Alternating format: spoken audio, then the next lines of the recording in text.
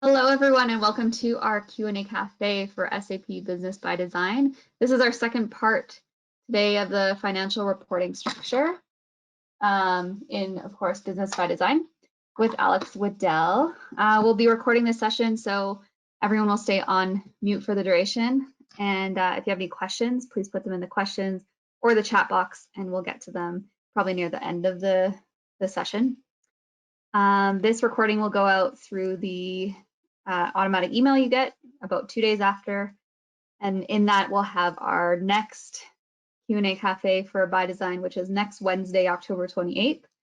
And that one is Make Business by Design Your Own with Laura Herculo. So without further ado, I will send it over to Alex and put myself on mute. Great, thanks, Kayla. Hello, everybody. So yeah, as Kayla mentioned, as you have questions, feel free to drop them into the question panel. I'm trying to keep an eye on that panel, but we will get to your questions as soon as we notice them. So yes, today part 2, last week in part 1, we looked at how the financial reporting structure works for the various reports. We specifically focused on the balance sheet, the statement of cash flow, the GL account listing, so anything that is really GL account driven. And as I mentioned last week, the income statement has an additional complexity to it that's a bit more difficult to understand.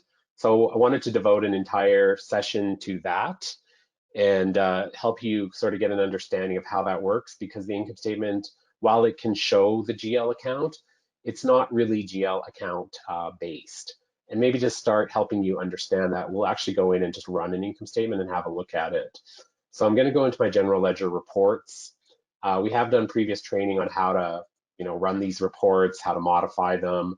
So I'm not going to spend a lot of time on that today. Instead, I'm just going to choose maybe some income statements that I have previously saved selections for. So here I've got one that is a company comparative. So I've got my 2 companies in my columns. And I've got my various, anywhere where you see this sort of a tilde kind of symbol, this is a roll up.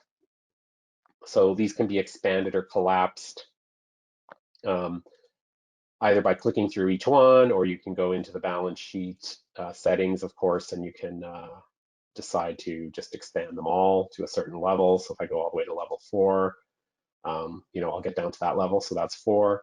You could go all the way to the bottom. And in this particular report, I am showing the GL accounts. So I do have that displayed in here, but the GL accounts are not part of this roll-up structure. At the very bottom level of the roll-up structure, so this last tilde, is something called a functional area. And that functional area exists on every profit and loss entry, journal entry in your system. And that functional area 99.9% of the time is derived by the system based on some setups I'm going to show you. And that other 0.1% of the time, you do have the ability, if you want to override the functional area on a journal entry. And the only time you would do that is potentially to make some sort of correction or maybe unusual topside adjustment, something like that. But typically, how the system decides this functional area is based on your organization structure or the GL account being used. So that'll become clear in a moment. But what does that really mean to you? What it means is as we go down into our organization and we look at our particular GL account, so we're still kind of above the line. We're really looking at income from operations here. And you can see that we've got a number of GL accounts. And then as we go below the line, so into other operating costs, we start getting into, what you may call the SG&A, so service general administrative expenses, which are not direct costs of running the business. They're just general overhead. And so you'll see here that we have a salaries expense account, and that same expense account also appears up here above the line. So that is something that is unusual. Many other accounting systems would accomplish this by having 2 separate salary GL accounts. And then you would build GL account based income statements where you would say, okay, I want my cost of goods salaries to go on this part of the income statement, and I want my operating salaries to go below the line on this part. Instead, we just have a single account. And what that means is it makes coding for the users a bit easier, especially for things like travel. So if you're doing an expense report, all people have to do, think about, is just coding to the travel account. And then based on their department or based on the project, there's some underlying configurations that are maintained by, the finance team, and that will drive it to the right part of the income statement. And this is especially important for users that kind of, flop between the two areas. So if you're sort of a very senior person in the organization, and most of the time all of your expenses are below the line, but once in a while you may have something where you're involved in a specific sales initiative that you have to travel for, and so that should be flagged as costs of goods. That user doesn't have to think about it. You don't have to train them to say, okay, I want you to code this to a different GL account. Just by virtue of choosing the project or their cost center is going to drive it.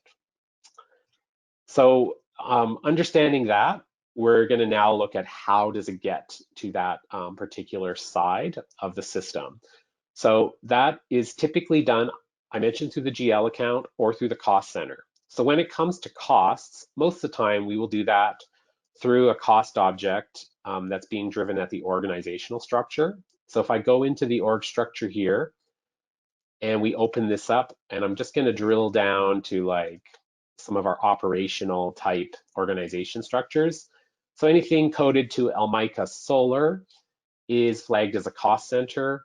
And then what happens is that definition of the cost center has a cost center type, and that cost center type equals sales. And we would find the same thing if we're under manufacturing. This is a cost center type, which is production. So your system has been configured. You could use these out of the box cost center types, or you could create your own. That's completely up to you. Now, when we get down into the headquarters and we look at finance, we can see finance is coded to an administration cost center. So typically what'll happen is any expense reports, any salaries, anything like that, by virtue of it being coded to the cost center, is going to drive, a cost center type. And that's going to help us indicate the functional area. So that's the preliminary setup for the org structure. Now let's get into where this is sitting in the back end to drive it to the right part of the income statement. So to do that, I'm going to go to my business configuration. And you may go in the same way if your project is still open. If not, you may have to go in through the different method. So once I go in here, I'm going to look at my I'm just going to search on the word financial, and we're going to get a couple of fine-tuning activities that come up. So the one we were looking at last week, financial reporting structures, this is where we maintain the income statement structure. And then this other setting is where we do the mapping for the function of expense. So let's come back to that mapping in a moment. Let's just refresh our memories. We're going to go back into the reporting structures. And I'm going to look at one of our income statements. So you can see here we have income statements for function of expense. It is worth noting that you could build an income statement by nature of expense. And what I mean by that is you could build an income statement where just the GL accounts are pulled onto particular portions of the income statement. That's another quite a long conversation as to whether or not that would actually work for you. If you have created cost center types and functional areas and only a single GL account, chances are you can't build an adequate income statement this way. If you have gone into your configurations with the understanding, you may have created duplicate GL accounts to drive out your different sides of your income statement, and you could possibly do this. But I would say you would typically have one or the other, not both like you're seeing in my demo environment. So I'm just going to go into the US chart of accounts by function of expense. We're going to open that up. And at first glance, this looks very similar to the one we looked at last week for the, say for the balance sheet. But the one difference, so everything sort of up above where the GL account would go is the same. So you have all of your roll-ups. I won't repeat what I discussed next week, except to say that you can customize this based on an out-of-the-box income statement, but you can customize this to whatever you want. You can relabel these accounts. You can remove layers if there's too many layers. You can change the indentation. You can increase, decrease. So however you want to set it up is up to you. The one single difference is you will not have the ability to add GL accounts. All you have the ability to do in this kind of a income statement that's a function of expense is add the functional areas. So as I go down, let's say into my costs of goods sold, you can see that what I'm looking at here is a functional area. So the process is the same, but when I get into here, instead of assigning GL account, it says assign functional area. And then I can go in and I can choose from this list of functional areas. If you haven't seen this yet, we're going to look at this in a moment. And so at any point in time, if I want to modify the way my items sort of roll up in a functional area, I can just add that to my report. And any GL accounts or any cost center types that are associated with that function area will now roll up onto this part of your income statement. So that's a little bit complex, just to go over it really quickly. So what you're seeing here, that maps to your report roll-ups here. Everything with the little expand collapse icon is just a subtotal of numbers, right? The other ones below it adding up to the top. And then when we get down to our lowest level, like domestic sales, intercompany sales, these are GL accounts that appear, that have been added to the report, but they haven't been built as part of the structure. And to sort of illustrate that, if I go back into my balance sheet income statement selection view, I can remove GL account. And this is really the natural way that I would see it. So you may not actually be interested in an income statement that shows GL account details. That's quite a lot of detail. Instead, what you probably want is to roll up those specific accounts or cost center types to specific functional areas, and that's the level you're going to show it.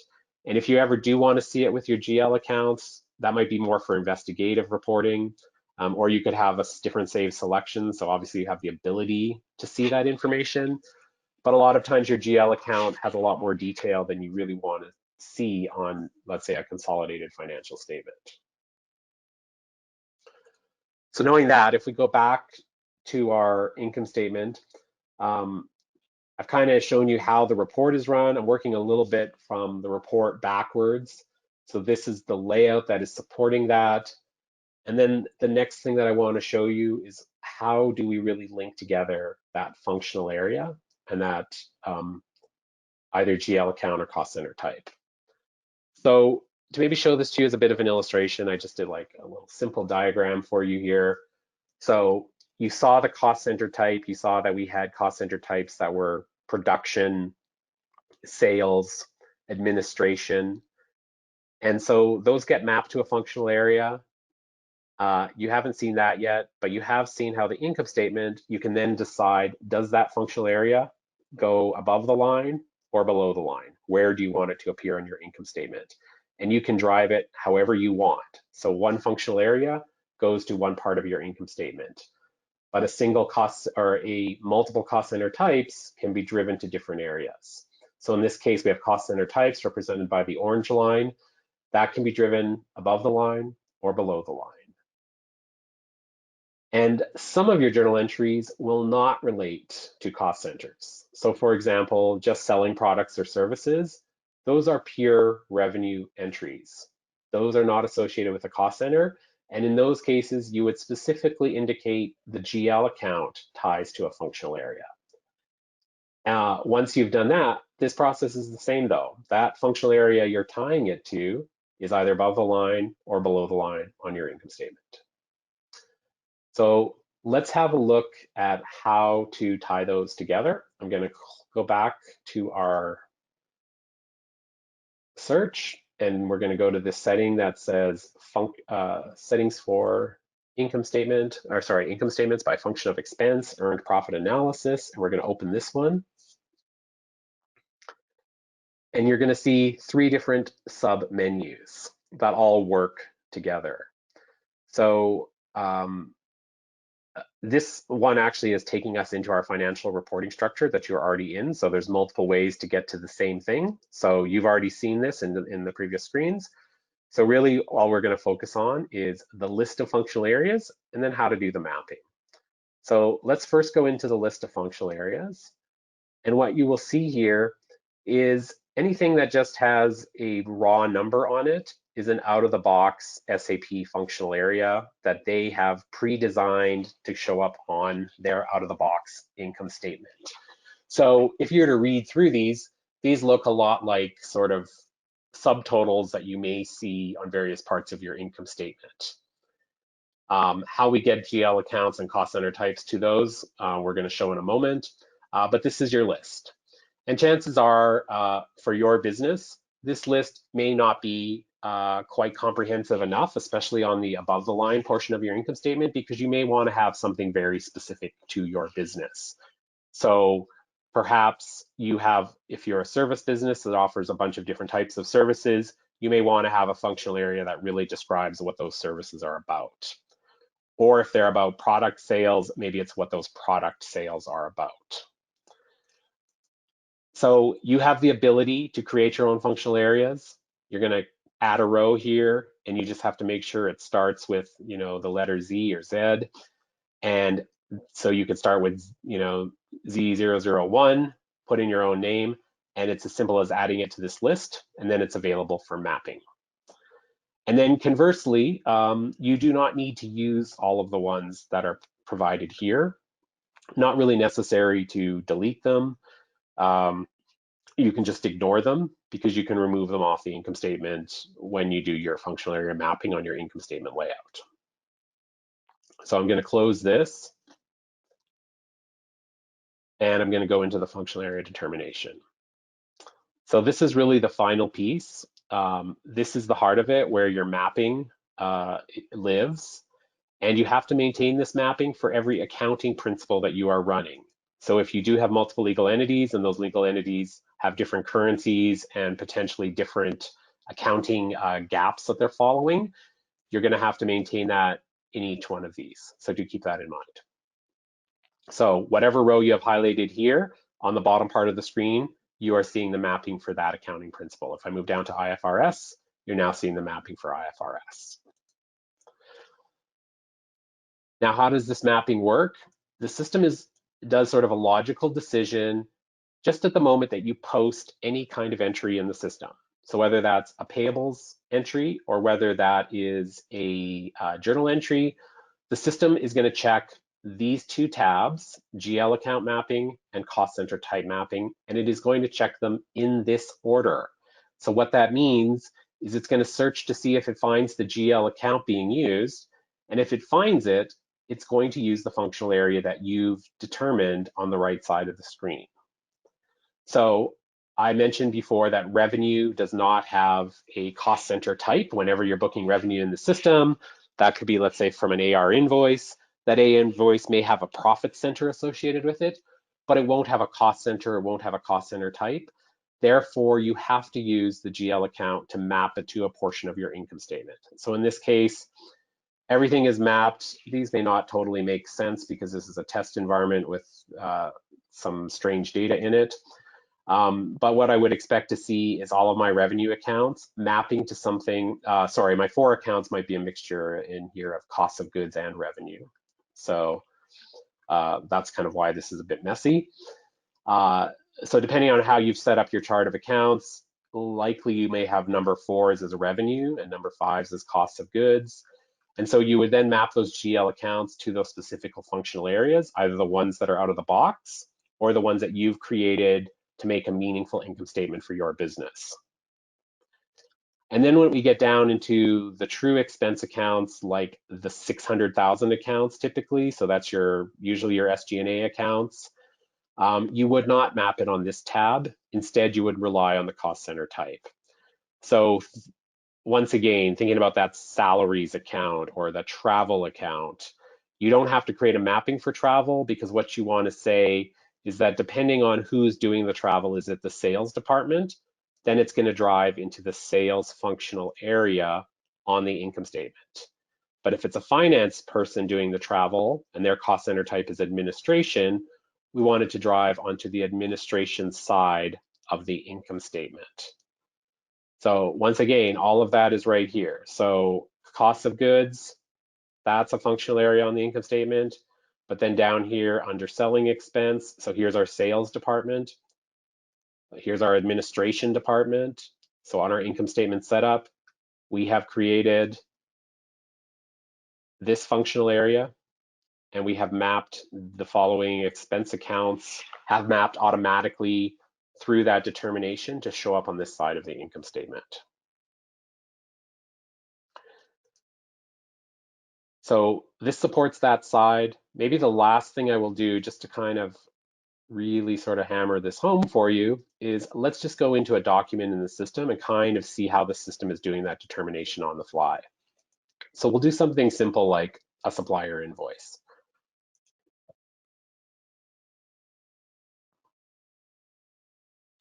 So it doesn't matter who I pick.